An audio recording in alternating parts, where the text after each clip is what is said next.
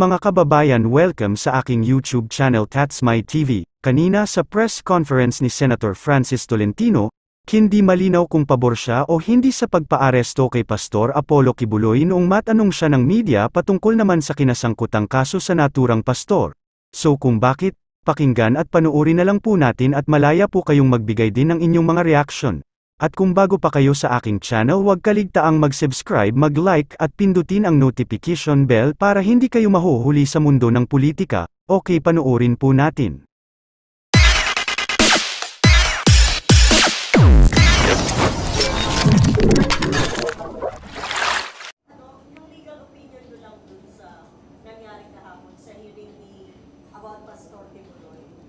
Alam mo, nagsalita ako dati. Hindi pala ako member ng committee.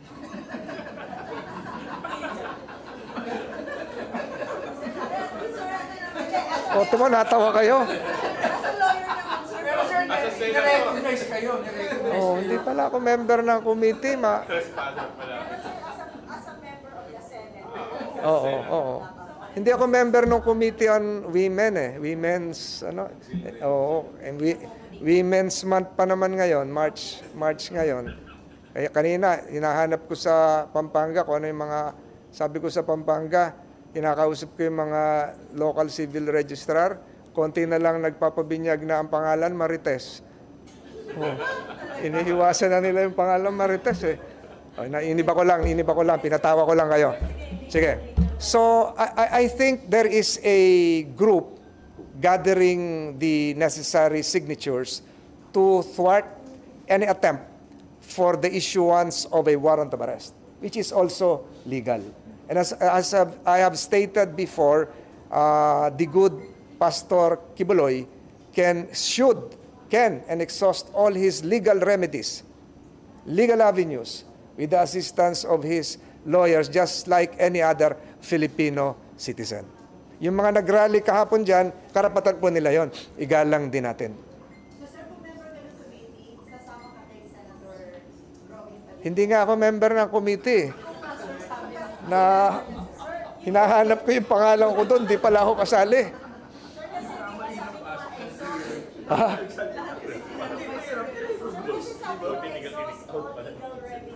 Exhaust. All legal remedies. Because ano yun, you're seeing something na parang overreaction about the proceedings. No, never mention overreaction, pero I understand the Department of Justice reinitiated a similar proceedings a few days ago. And we should allow, likewise, the Department of Justice to continue with whatever investigation they are conducting right now.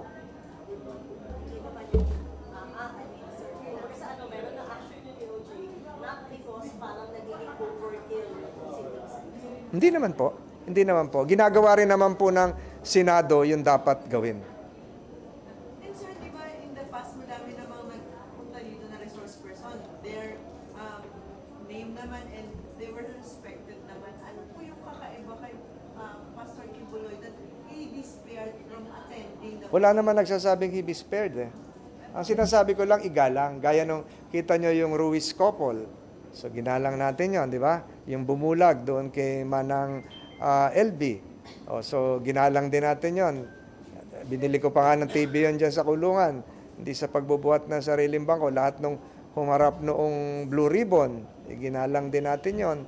So yung paggalang sa kanilang karapatan. Pero sir, parang hindi naman ginagalan ng resource person yung mga invitation or like yung subpoena. I leave that to the committee. Sabi ko nga, hindi ako member ng committee pala eh.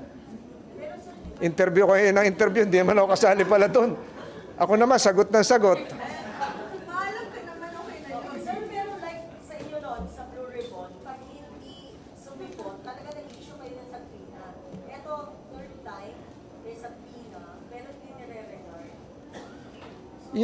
Yung sa amin noon, nag-issue ng subpoena kasi vital yung testimony or document to be provided. But then again, binigyan pa natin ng dagdag eh.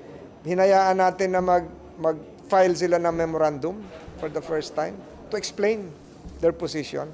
before citing a person for contempt, ipaliwanag mo bakit hindi ka makukontempt.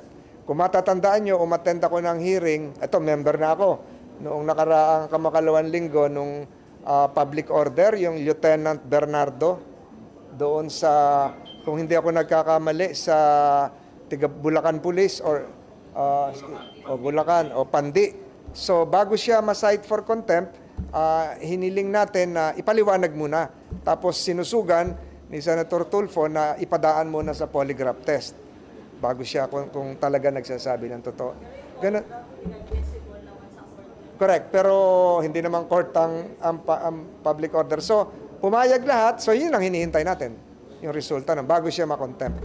Yung in fairness to that member of the Pandi Bulacan Police Force. Pero sir, yung case po nung kay Kibuloy, from the very start, ayaw niya mag-participate and in-engage na yung constitutional rights na are being violated. Ito ba yung, ito po ba yung tamang argument ng isang resource person, considering na nasa first part pa lang investigation ayaw na niya. So, defiance. Hindi ko alam yung kanyang dahilan. Sabi ko nga, hindi ako member ng committee, kaya hindi ko na natutukan yon. But then again, kung may karapatan ng Senado to enforce a measure that would allow, compulsion yun compulsion yung pagdadala dito, may karapatan din yung i-compel. If you've been following the consecutive hearings of Donald Trump, dating presidente na yon, so ganun din yung, iba kasi iba't iba yung procedure So kung ako yan, nahayaan kong mag-hearing in camera, ang tawag doon, pumunta doon yung committee kung nasaan man siya, o doon mag-hearing. O kaya, i-allow na virtual, nandun lang, yung committee chairman. So, kung ano yung panganib na pinangangamba niya, mapapawi yon. Sir, ano mismo karapatan ni Kibuloy at this point? Kasi sir, marami namang mga Senate hearings na pag pinapasite in contempt yung resource person, cited in contempt naman sila talaga after ruling. But this time, So, anong karapatan? Yung kagaya ng karapatan nating lahat, right to be presumed innocent unless charges are proven otherwise. Right to have a counsel of his choice. Yung ginawa natin sa committee, kung wala kang counsel, you'll be provided a counsel by the committee. So, yun siguro. Pero mahaba na to. Hintayin natin itong kahihinat na nito. Mas maiging tanongin nyo ay yung mga miyembro ng committee. Kasi alam nila yung kanilang ginagawa.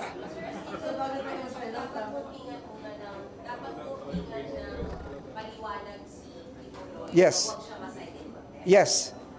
That's the doctrine that came out of the case of Ong versus Farmally. And then, sir, paano yung proceedings? Once na nag-submit siya, like nag-submit siya ng letter, pagpuputukan dapat ng committee. Ganun ba, sir, yung amendment na Hindi nga ako member ng committee, no? Di ba, sir, meron kayong amendment to the committee, yung rules of the The committee will decide collectively if the reasons given are credible, etc., etc.